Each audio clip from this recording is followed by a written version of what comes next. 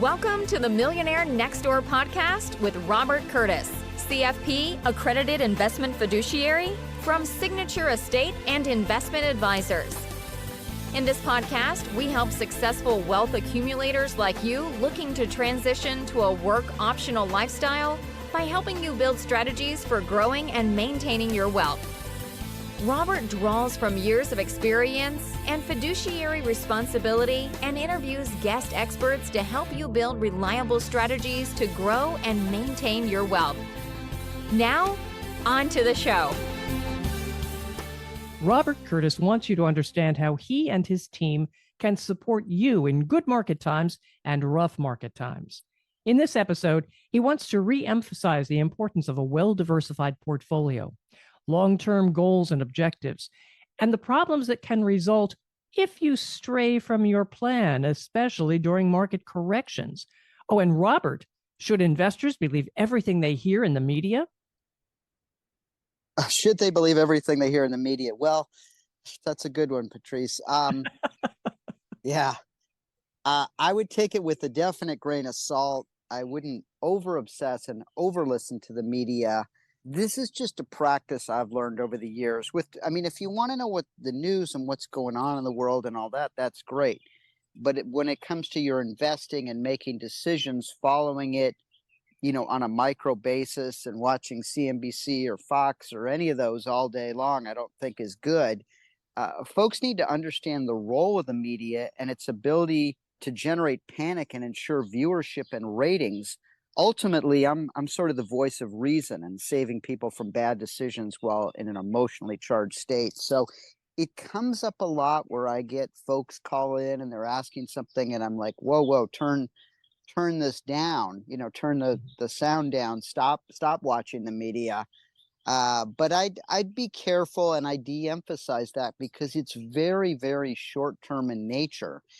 And their whole role is just to get you to stay tuned in for viewership. I'll just take a quick aside. I had heard several years back, when CNBC was really struggling with viewership, they wanted to sort of hip up their ratings dramatically.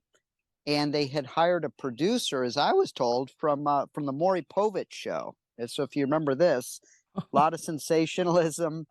And it worked pretty well. So they went to sort of a sensationalist format, and that got people hooked in. And it does not really lead to good investment decisions necessarily. So there's my response there. And we're here to be somewhat of the noise canceling headphones. And we're following a much more disciplined process that I'll get into in some greater detail so people have a decent understanding of what's going on and all the things we're doing. And that's some of what I want to emphasize in this podcast. So that noise canceling headphone analogy, I think that's perfect. That's exactly what you should be doing. And you are doing that.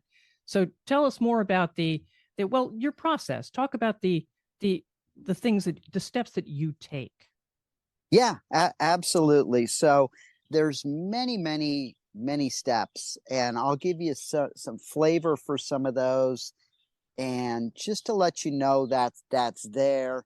If your mechanic you take your car in for, they're going to itemize that stuff, but you don't really know everything, but they have a very complete process. So we want folks to know there's lots of things going on and that we're looking at, and it's very disciplined, and we're not at the whims of emotion or we're watching some real numerical terms.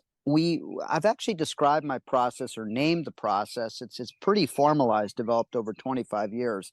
We call it our process, OUR. It's objective, it's unemotional, and it's rules-based. So that's the OUR.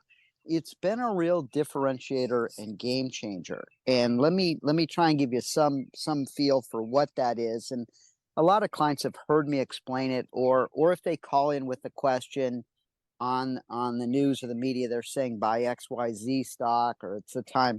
We'll just walk them right through this process and what does the actual data say? So it's been very, very grounding, and the data is the data. So it just helps from a framework of making decisions. A few of the processes, I'm just going to kind of go for it here. we certainly use fundamental analysis. And let me just explain briefly. That's like looking at the numbers, meaning, I mean, we're going right through earnings season right now. It's July 21 of 23 as we record this. And so far, it's been a pretty good earnings season, and the market's responded a lot, and it's extremely overbought, which I'll talk about in a few minutes. But it's doing really well, and it's on the upswing. Fundamental analysis, we're obviously looking at things like price to earnings ratio, PE, debt, free cash flow, all those numbers, all those equations, and those are important. Those are really, really important, and that will show you if something's sort of at a good valuation, at a normal, or at a high valuation, and that's important to know.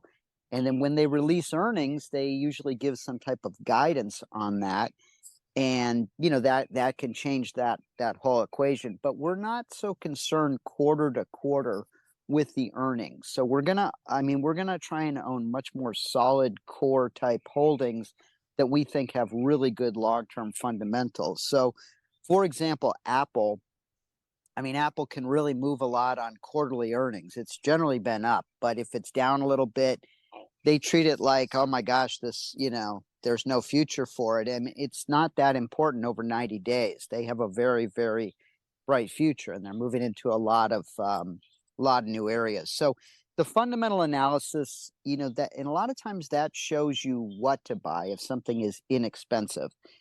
The other side of the equation, and the real game changer and a big factor in our process, is looking at what's called the relative strength, or technical readings. And this is what the market is actually saying.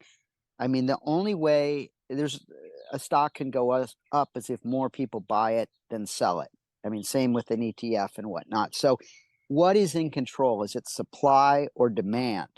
Frankly put, if demand is in control, you want to own it. If supply is in control, you don't want to own it. So we pay attention to how these rank, and we have a system that I utilize, a system through software that I've talked about a bit in the past, but analyzes over 37 million relationships every night and gives me a report on the outliers. And we can see whether they're overbought, oversold, how their relative strength is relative to their peers, to the market.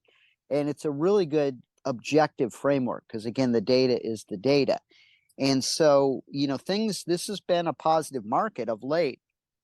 The market seems to be pricing in a better chance of some type of a soft landing. And that is what it is. I trust the markets because they're very good tools for anticipating the future. But I have some concerns about that. I'll talk about that in a minute. But we utilize that, and the fundamental, or the technical or relative strength, a lot of times that'll tell you when to buy something. So now if you can put together the what to buy and when to buy, that is a really powerful formula. And the analogy we make, it's sort of like playing the piano with both hands on the keyboard. If someone were a great pianist, but they only had one hand on the keyboard, they might create some really nice music, and it might be impressive. But all of a sudden, if they have both hands on the keyboard, it's a whole kind of different experience, right? Yeah, it's much richer. Much richer. Yeah, you can catch a lot more. So this is looking at both. And let me just give you an example of this. Microsoft, okay, hit all-time highs within the last week, this Chat GPT, all that kind of stuff. It's been an amazing stock. But I noticed, because I've had people who've held it for years, it started taking off around 2014, okay, and it's been really strong ever since. That's a long, long run.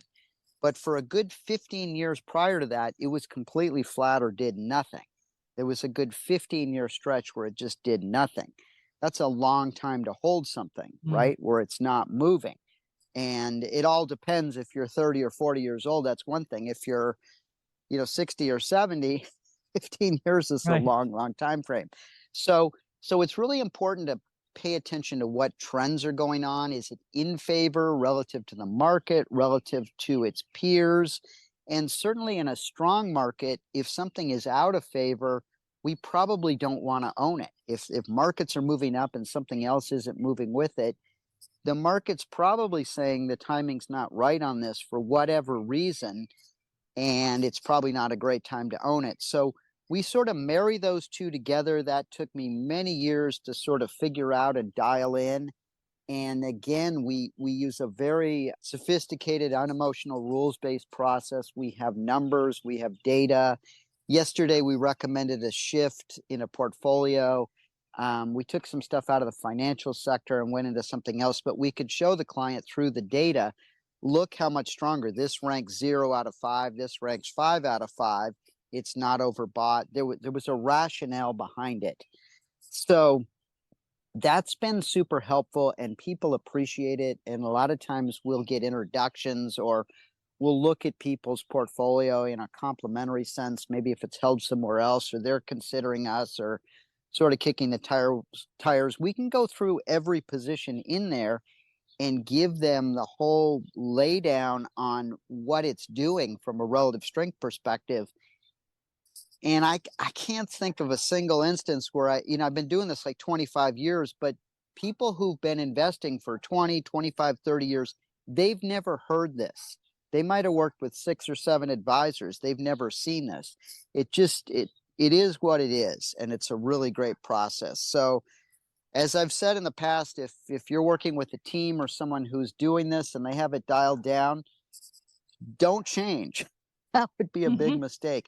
If you're not, I think you really, really need to. It's sort of like the pilot flying the plane based on sense versus an instrument trained pilot. If you're 1 degree off course, or where are you on the course, you still want a reading to tell you where you're on the course. So, especially if you're traveling thousands of miles. So that's a big part of our process. Let me get into some others. We really want to know our positions, know what you own, do the homework, do the diligence. We know what's in there very well. We understand what they are. It's not because we mentioned with the media, it's not because we just heard it and some talking head who was on for 30 seconds said, buy this. That's not very deep research. And we don't know what that person's intentions were, where they're coming from. These are things we've owned. We probably own ourselves. We've gotten lots of portfolios. We watch very closely. We understand. So a lot of diligence. So know what you own. Other things, generally speaking, we'd avoid big debt. We look for maybe low or no debt. Ideally, I'm not looking to leverage things up, especially in a rising interest rate environment. And most companies that get into a lot of trouble, debt is really, really problematic. And just from a simple accounting standpoint, if a company has no or low debt, there's not a lot of reason to go cook the books or adjust stuff. If they have a lot of debt out there, they have a lot of stuff to maybe conceal or make look differently. So that's just one of the factors we'd bake in there. We're looking to own sort of world-class, best at what they do globally type companies or ETFs. So look, a Microsoft, what they do, they're world-class. These are not recommendations. Apple, if it is a industrial company, and this is not a recommendation, but like a Honeywell is a very cutting edge, leading type, as good as anyone on the planet. If it's energy, probably Chevron. Those kind of things, as opposed to sort of bottom fishing and that kind of thing. So if they've really got a big moat around them, they're the best at what they do, that's important. Other factors would be what we call skin in the game. This is if management owns a large share of it. And there's certainly companies you can see where the management just sheds it as fast as they can. Even there's others where the management owns huge chunks. They never get rid of it or rarely get rid of it. That's a big sign, if you're going to own that company and as opposed to if you're getting rid of it. So we watch that. We guide people through that. Other things we would look at and just give advice on is things like, when problems arise with the company or some earnings, are they short-term in nature or longer-term in nature? So we want to own these best world-class, where's really there? Where are they going over the next 5, 10, 15 years? That's the kind of stuff you want to own. I'll give you a quick example. And I don't know if you heard this. Google, for example, there was a few months back, their stock got hit a little bit. There was some new algorithm they were testing out on search, and it presented the wrong answers or didn't give them right. Right. And do you remember this? At any rate, the media, they kind of vilified it, and the stock took a dip, and everybody treated like, their whole system was failing. And it's like, my thought was, I don't think so. I think that just means they were testing it. Now they have some feedback. They'll probably fix it in a couple of months and make it better, right? So, is that a shorter or long-term problem? We saw it as kind of an opportunity to enter on the price dip for that. Boy, back to the media again, most of what they present is sort of useless, just as a strategy. And I've learned this. I turn the sound down, and I just watch the tape or the market, sort of those tickers, right? So, what is the stock market doing? What is the bond or the treasury market doing? Right. What is oil? What is gold? What is the US dollar doing? That'll tell me everything I need to know. I mean, even if the Fed chairman is speaking and coming out, and the content, it is important, but you can see really quickly all these factors. They either like what that person is saying or they don't like it.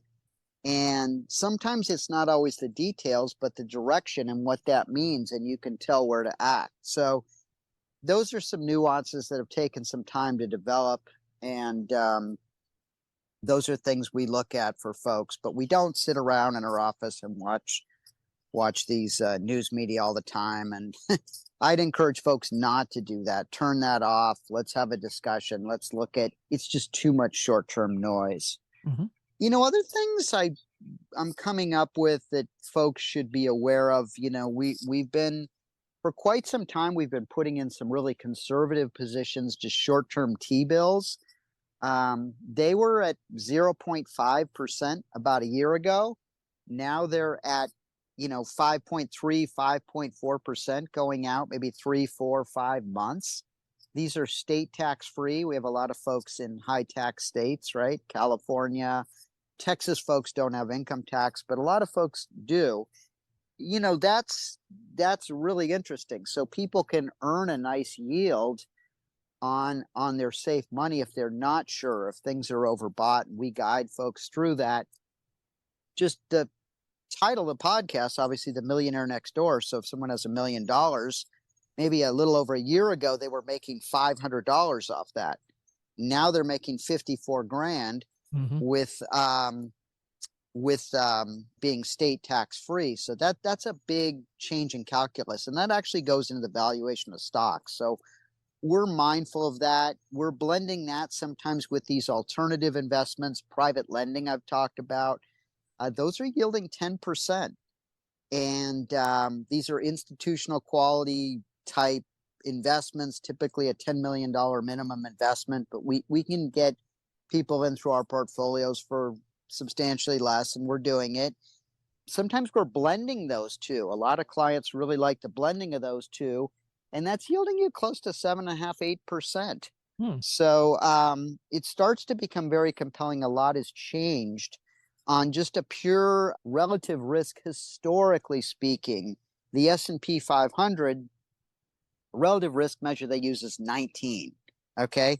For the private lending, that kind of thing, which is a whole different stream, lowly correlated to stocks or bonds, it's 1. Treasury bills like 0.5. So you can see they're really a lot lower volatility. There's good yields. I have some folks where they have enough capital, or they're at a certain point in life, or maybe they have a pension. They're saying a 6% rate of return is just fine for me. I've got income. I want to pass this stuff on. So we can really dial down the risk if that makes sense. Other folks are more growth type investors. And so we're not abandoning the market in any way. We've ridden out all of our strong positions, and we're really excited about, the future and what's going on, with artificial intelligence and whatnot. But we pay attention to all that when we're building and constructing portfolios. So right now, as we're in July 21st, the market is pretty overbought. Again, it's pricing in a little bit of it seems to be pricing in some type of a smooth landing.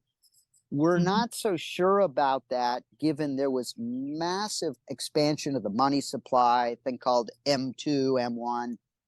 The Fed, they're starting to reduce that, and that's probably a good thing, but there's still just a ton of money sloshing around and floating around out there. We're watching that M1. It really doesn't get talked about very much in the press or whatnot. We think that'll start to take hold. So we're on a little bit of a sort of recession or pullback watch, and we're just looking at alternatives that are out there, that might offer us safer opportunities. But the other stuff, even with really the market's taken off a lot with artificial intelligence, we have exposure to ETFs in that space. We're big believers in that as a theme, but we're probably not quite at the Jetson stage of life. So stuff still needs to be built. You still need manpower. Yet we're wildly excited. I'm reading about some of the things coming out in the medical field in wearables. I wear a ring that tests my sleep and all kinds of amazing stuff, and through an algorithm, and they're getting better and better. I was just reading about a breath tool that's out there that can diagnose 17 diseases, Oh including my. different types of cancer. So some of these they're getting close. And, there's even a thing called CGM, continuous glucose monitors, that Hmm. I think most people use them if they have diabetes, but there's folks you can get them if you don't, and you just wear them, and then you can see if you eat a meal of whatever, like my insulin spiked because of this, or it did fine with, it does fine when I eat this or not that, or if I exercise or walk. You can get a lot of input. A lot of those are done through AI and whatnot.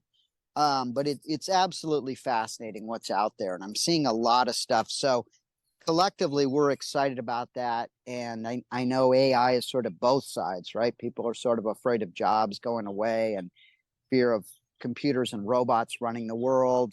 But there's some good side too. So we're looking at all that. That's certainly a theme we've baked into a lot of portfolios. Let me cover a couple other areas, and then I want to give you a couple of thematic ideas we've baked into portfolios that we just think will be good, that are part of our process. But we have these discussions with clients all the time. So one I might want to get into is called covered rights. I don't know if you're familiar with this No, at I'm all. not. What is that? Okay, so this is if you own a stock or say an ETF. Let's say you own XYZ stock at 80 and it's $85. Okay, you can sell someone the right to buy that at $90, for example, for the next 2 months. So if it's July, the July 21st, let's say, you can sell someone the right to buy that stock for $5 higher for the next 60 days. Hmm. Okay. Now, and in exchange for that, you're going to receive a premium. It's sort of like insurance. Instead, you're the insurance company. You receive the premium, and you get that on day one. You continue to collect the premiums. So what can happen, right? Three things can happen to a stock. It can go down, it can be flat, or it can go up, essentially.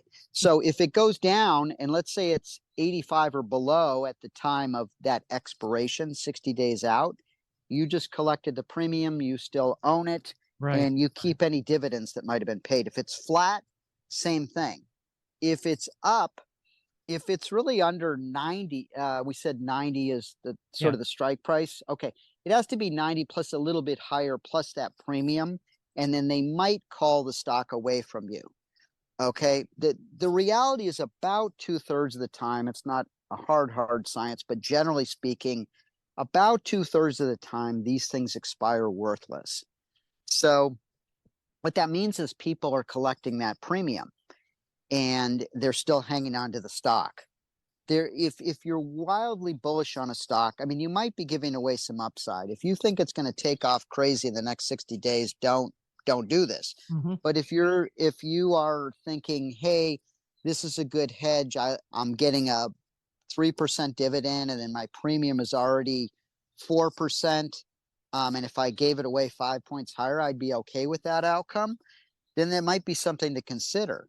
And so right now we're in a very extended market. The market's very overbought. It's just done really well. It's probably due for some type of a pullback. I realize by the time this comes out, things could change. Doesn't mean it will pull back or it's destined to. It continue to run longer, but covered calls can be a really good strategy, in this, especially for conservative people who maybe want more income or just looking to maybe get 5, 6, 7, 8%, something more conservative. And most of the time you're right with it. So we walk people through that. There's also ETFs where you can buy a basket. You don't have to do it on your individual stocks or ETFs. We can walk people through that, but you can buy a basket through an ETF of, say, the S&P 500 or the top 50 stocks in the S&P 500, and a covered call writing strategy where they do it all for you and yield about 10% currently. We mention this to clients. That can be a really good strategy. It's something they should be aware of. It's considered a lower risk strategy.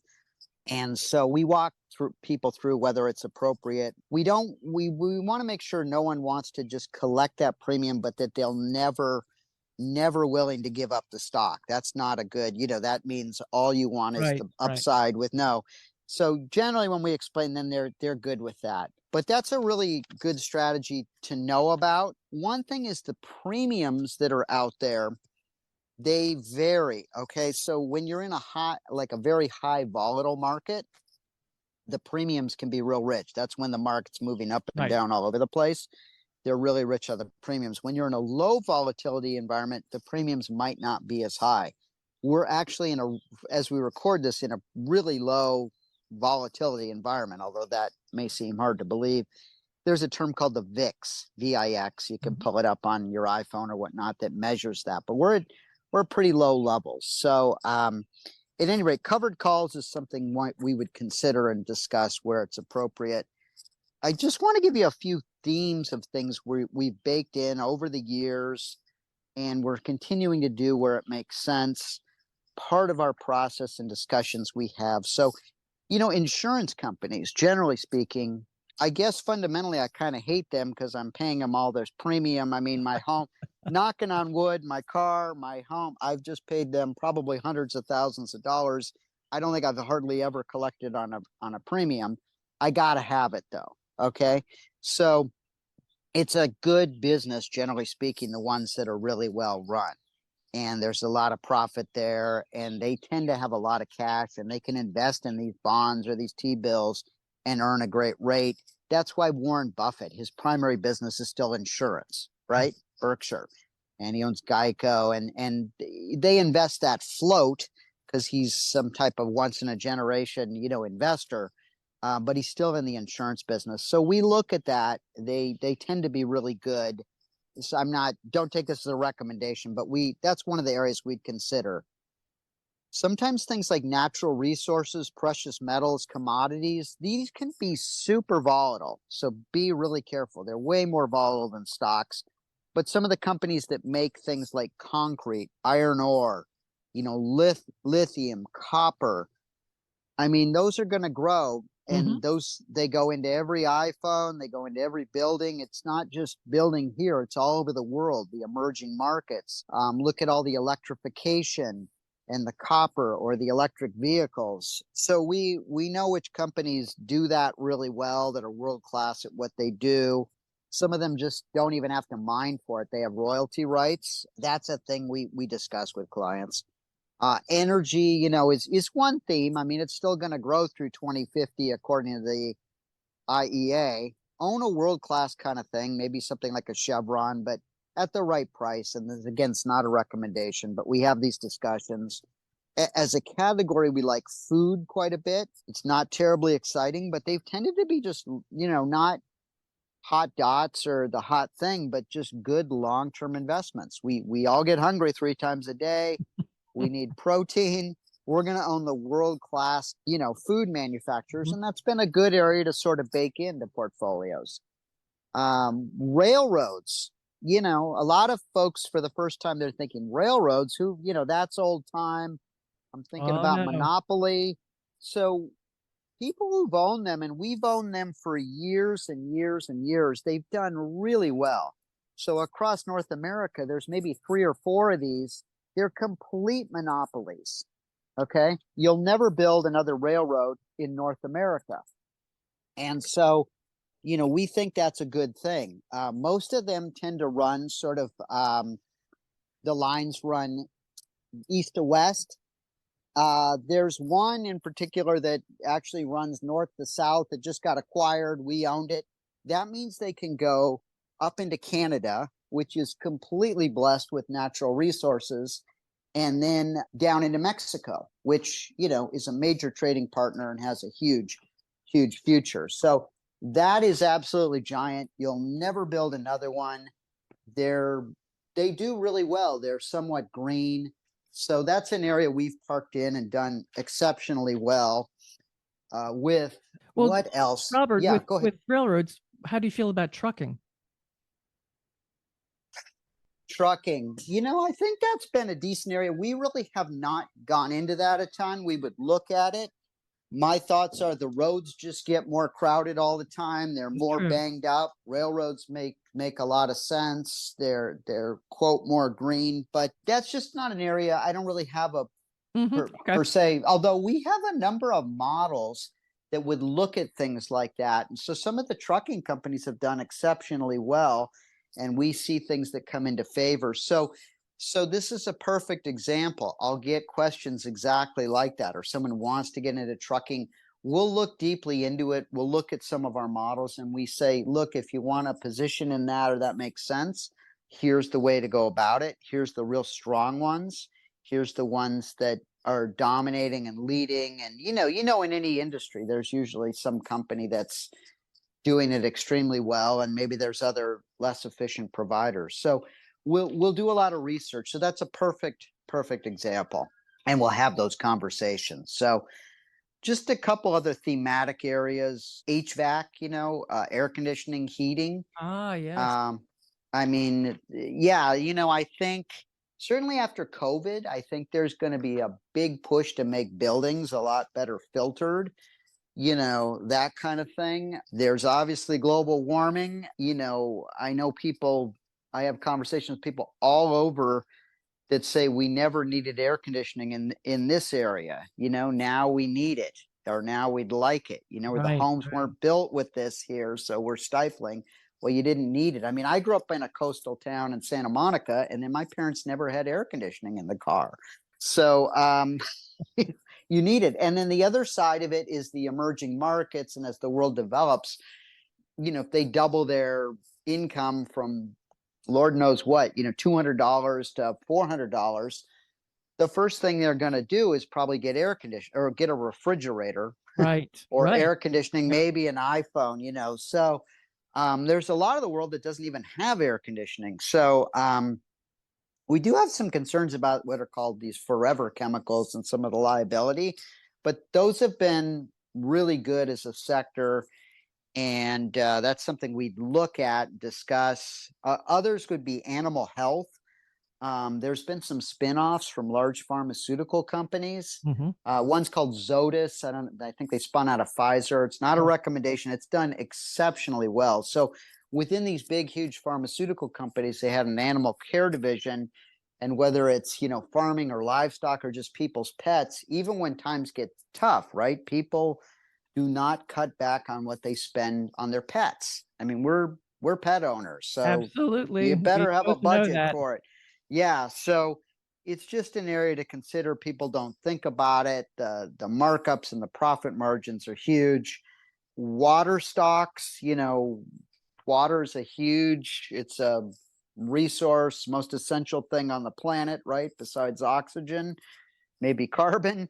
But at any rate, those are hard to find individual stocks. We have some ETFs in that space, but folks that are looking for, solutions or provide solutions around that can be a really good theme. We talked a little bit about artificial intelligence and robotics. We like that as a space. We like cybersecurity, biotech. Any of those areas I don't want to bet against. I mean, cybersecurity, I now carry the insurance I have for several years, about 5 years, never had to have it before. Read about cyber attacks at large entities. I can't imagine the premiums are ever going to go down if I'm a chief technology officer of a company or CEO, and they're going to charge me whatever to shore that up. Who's going to say no to that? You're just going to pay it. You don't really have a choice. So I think that's an important theme. Artificial intelligence and robotics, that will continue to develop. Biotech, they've synthesized the whole genome. It costs millions of dollars to get that when Steve Jobs did it. Now it's approaching, $100 or $1,000 to get that done. There's just a lot of dots there connecting. So I don't want to bet against, I want to be part of that, but it's really hard to know exactly which company. That's a high stakes gamble. Why not have a basket of different stocks that are leading in that space? And that's a good strategy. So those are just some thoughts and themes. That's a little bit of a deeper dive in all the multiple steps. We think all those things together sort of stack the odds in clients' favors dramatically. And it's sort of like the pilot, they just run through a whole checklist. I don't know the number. There might be 200 things they're doing in the cockpit before they say thumbs up. We're good to take this airplane off. We run through all that. We do all that. We're monitoring it constantly. We don't share every piece of that with clients because they don't want to know every aspect of exactly how the Swiss watch is built. They just want to know it runs well. But we give them some insight and let them know there's a lot going on under the process, to the process, our process. We're constantly working on it. We're constantly dialing it in. It's evolving. We utilize it. And then when we get client calls or when we're having meetings and we're trying to decide about the future that's pretty unknowable, or what they heard or what they read, people send me articles, then we respond to that. But we let them know the framework for how we're making those decisions or recommendations. So there's a lot going on there, and we really enjoy the process. And like your question about trucking, we love getting questions like that, so we can look into it. And sometimes we have a really clear answer. Other times, maybe not, but you know how that goes, right? Sometimes when you're not really thinking about something, but if somebody, sick, 3 weeks later, all of a sudden some piece of information pops up that really relates to that. You weren't even thinking about it before. You're like, oh yeah, that's, and then we'll share that with them. So we're always looking for that for folks. So that's some of the process. We're constantly engaged. We really enjoy it. We're here as a sounding board, just trying to give good advice. And we think over the years, over a long time, when we have that interaction, it's like having a coach, a check-in. The client's still in control. They get to make the decisions, but we just try and give them our best pure advice. And that's been a great process. So, well, Robert, there you go. The big question becomes then, how can listeners reach you? Because I'm sure there are people out there who want to continue this conversation with you. Yeah, for sure. For sure. I mean, there's do-it-yourselfers. That's fine. But if you want some help, or if you want to just kick the tires and see if we could be of help, the best way to reach me is you can call my office or just email me. It's rcurtiss@seia.com. You can find me on Facebook, on LinkedIn, on the internet. You can Google it. You can find my bio, my firm, my phone number, all that kind of stuff. I'm pretty reachable, and part of my team will respond, and we'd love to hear from you. Or we have a lot of clients who listen to this, so we just want to reinforce what we're doing. That's open to them as well. And of course, listeners, follow this podcast. That way you will know when the latest episode is ready for you. Contact Robert, and please share with others. I'm Patrice Sikora, and thanks for being with us. Thank you for listening to the Millionaire Next Door podcast. Click the subscribe button below to be notified when new episodes become available.